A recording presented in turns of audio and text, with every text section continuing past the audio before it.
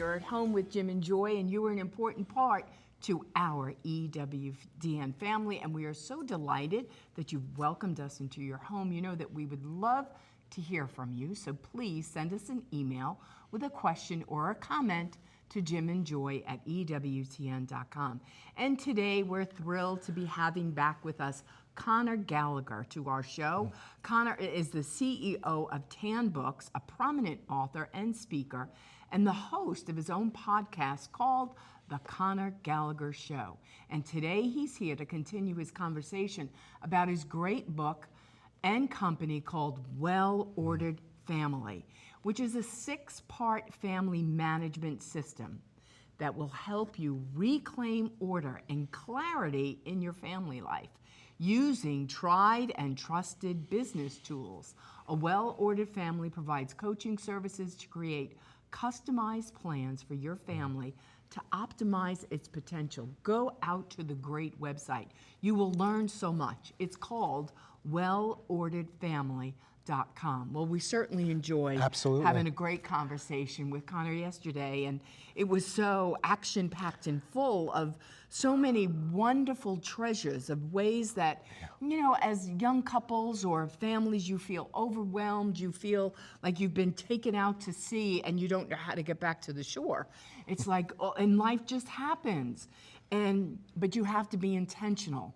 I mean, even for us, and we're empty nesters, everything in our lives has to be intentional. You have to plan to pray. You have to plan our lives, our schedule, what we do, because we want order. We don't want chaos. And so he has great tools, great tips to help you to have your family to thrive. Yeah. Well, if you don't want to order your life in terms of God's plan, whether it's in business or your marriage or your family, there's a lot of people that will order your life for you. Yeah. And people really have an agenda. This world is really coming at you. It's really after your kids. And I think the word of being intentional about what you do and setting time aside, and he went through those various meetings, especially the weekly huddle and how that happens. You want to be implementing something like that. So there's so many principles here. You won't be alone in them. There's great guides and images in the book, and then you can go to the website, and they have coaches that can lead you through this. But we as parents have to be intentional for our own marriage and for our children, and maybe have some other people that can help us along the way. Plenty more to come. We'll be right back speaking about the Well-Ordered Family. Don't go away.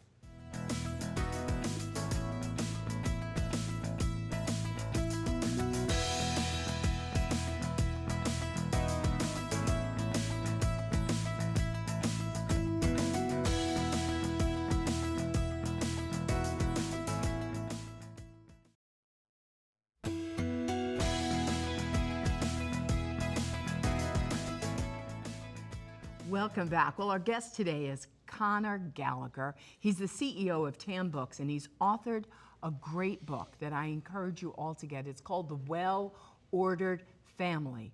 Go out to the website, wellorderedfamily.com, and learn something new. There's tools, aids to assist you and guide you so you could bring peace, tranquility, doesn't that sound lovely, to your home instead of chaos. So yes, it can happen in this life. He says if you're trying to be ordered, doing all that you can humanly, that this makes way for the grace of Almighty God to come in, and that's where the power is. Right.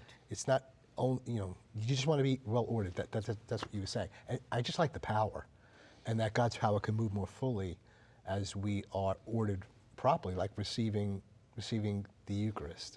Are we well disposed to do this? Why don't you, in a nutshell, just share with us what you shared yesterday on the first show? Yeah, sure. Thanks again for having me. So my dad, another quote, my dad, I shared one. Dads. Yeah. So he said, "Son, don't be so heavenly minded, you're no earthly good." This is right? good.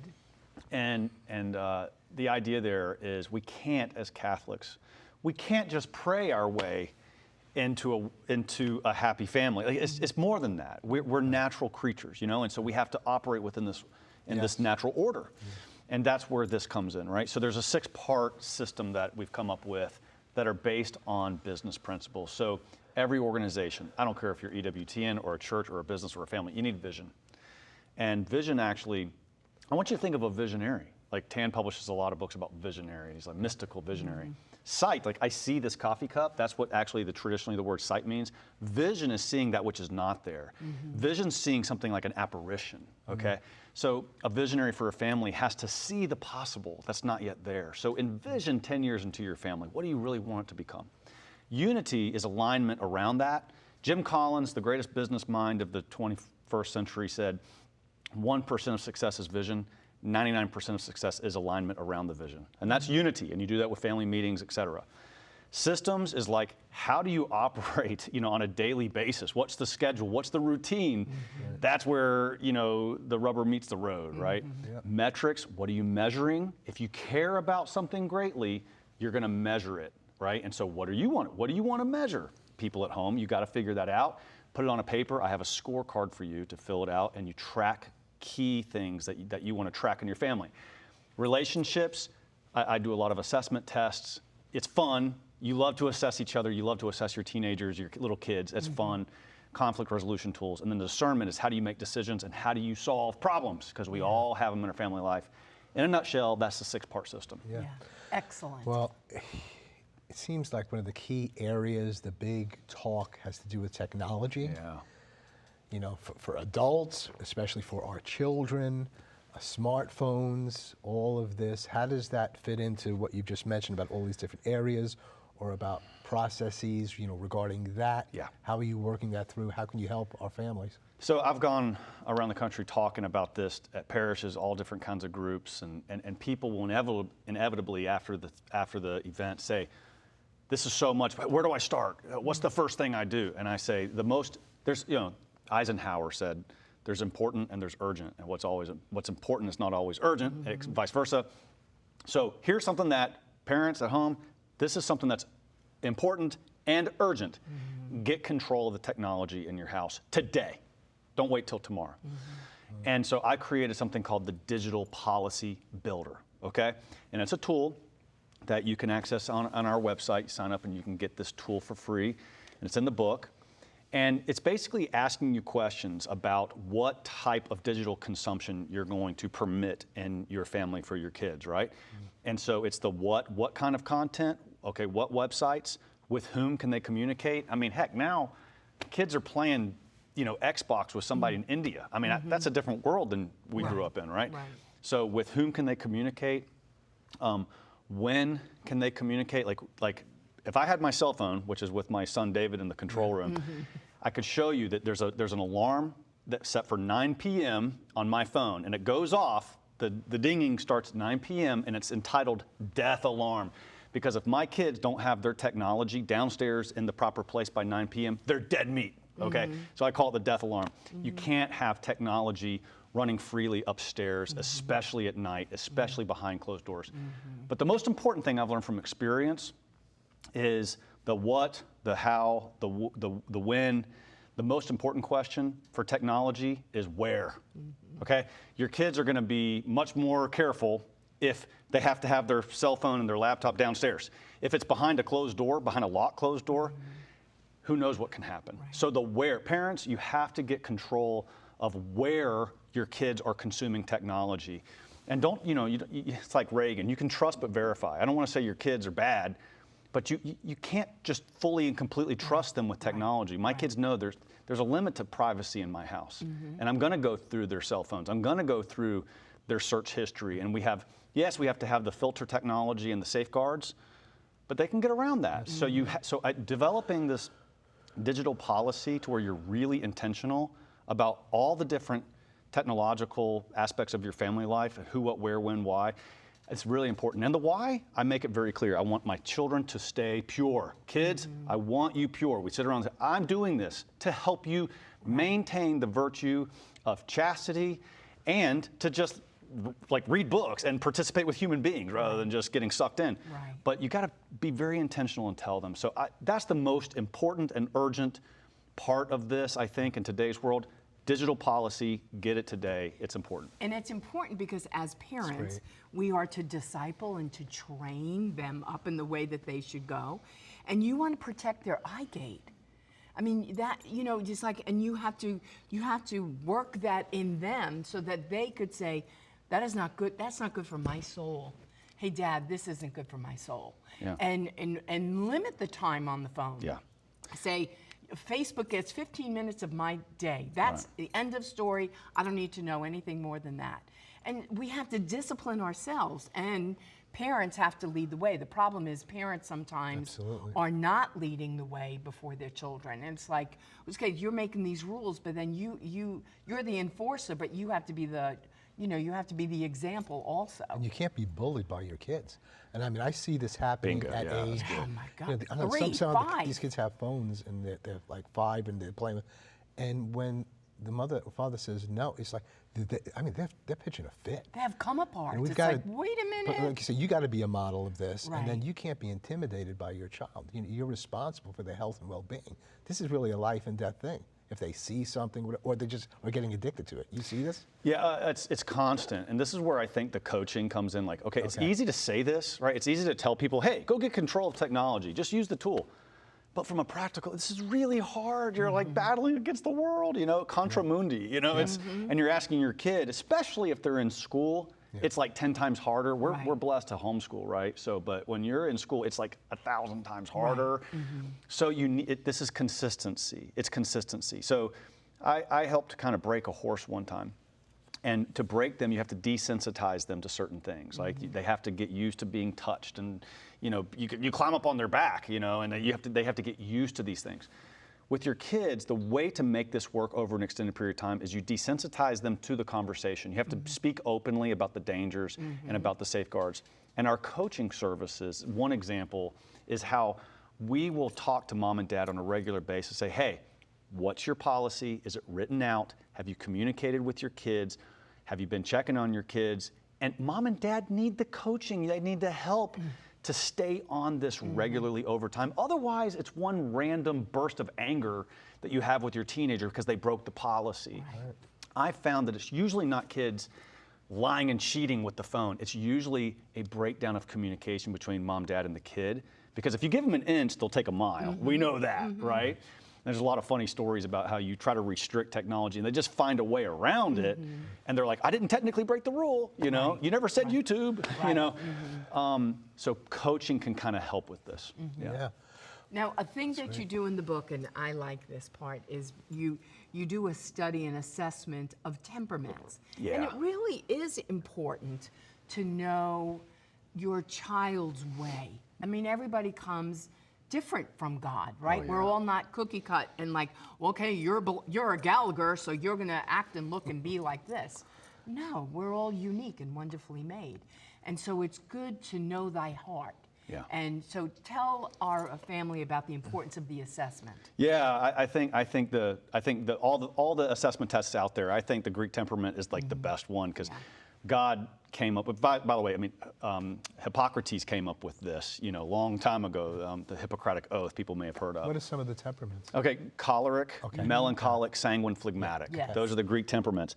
So I'm melancholic, choleric, and my wife is extremely choleric. And so if so I got a heavy dose of melancholy. She's got choleric. If you put us in a blender, we come out like a really good parent, you know, but standing alone, we both have some pretty significant imperfections. No offense, honey, I love you, but you know, it happens.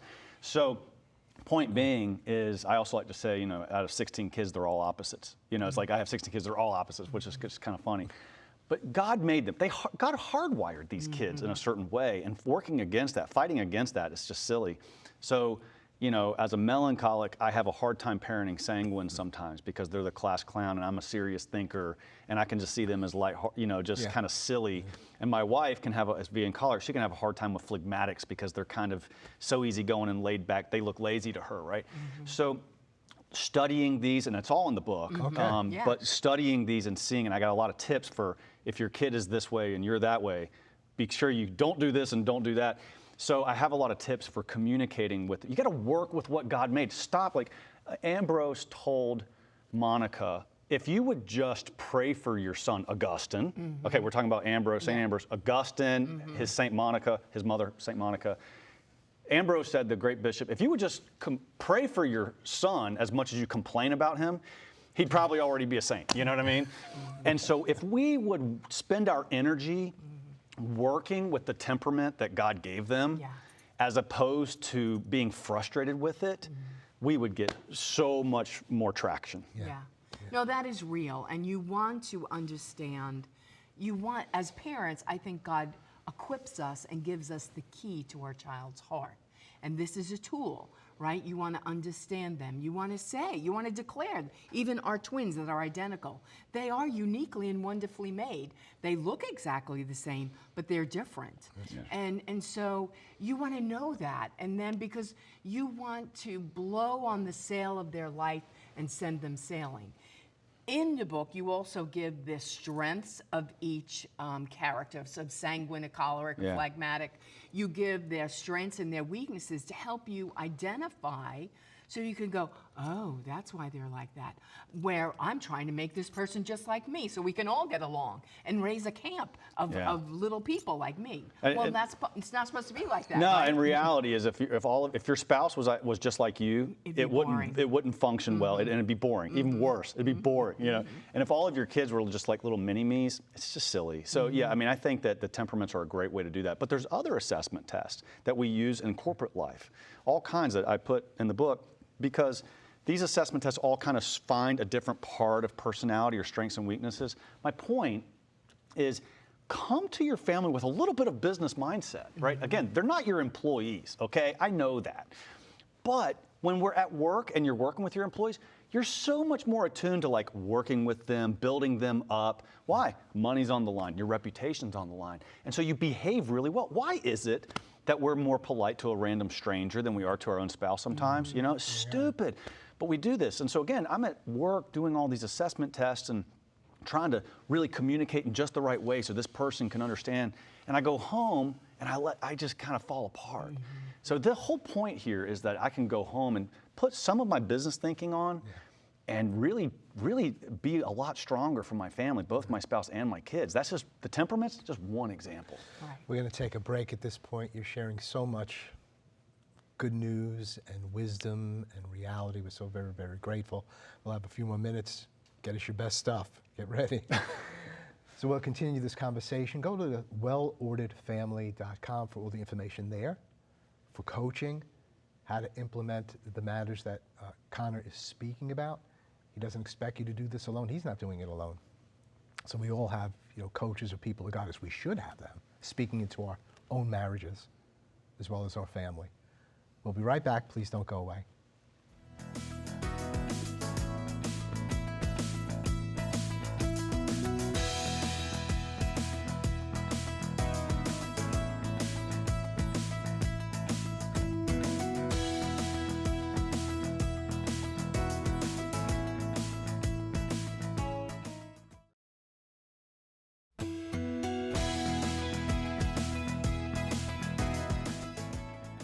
Hope that you're enjoying as much as Joy and I are enjoying Conor Gallagher and his wonderful book, The Well-Ordered Family, The Family Management System, Vision, Unity, Systems, Discernment, Relationships, Metrics. So much there, all in accord with the way of our Lord, all focused upon becoming saints. So Conor, we just have a few more minutes left, and there's so much here. It could be overwhelming, but you say you could start any place you want. Here's how it's explained. Here's the images. Go to the website. We have people that will coach you along. But we've got to apply ourselves. Your thoughts? Yeah, so first of all, I'd like to just mention kind of it's so obvious, but it needs to be said. It's like, I'm just kind of the talking head. I mean, my wife is the one who's doing all the miraculous stuff at home every single day, you know. And I often say that when I write something like this, that my next book needs to be on hypocrisy, because sometimes I feel like a world-class expert. It's hard to practice what you preach. It's hard, and so I need coaching too. And so, but anyway, I think that the final thoughts that I'd want to insert into the brains of your listeners is a couple things. One, your family deserves your very best thinking and efforts. And when we go to work, that's where we take our best. That's natural. That's what we do. But when we go home, we just kind of let it all fall apart, and we bring our B game, our C game, and that's got to change. you have to stop thinking like that, you know? Right. You're not like you're best at work and second best at home. That's stupid, and that's what I often do. I've done it for years. This was one way I found that I could kind of be a leader in my family life. You know, my wife, she runs everything stupendously.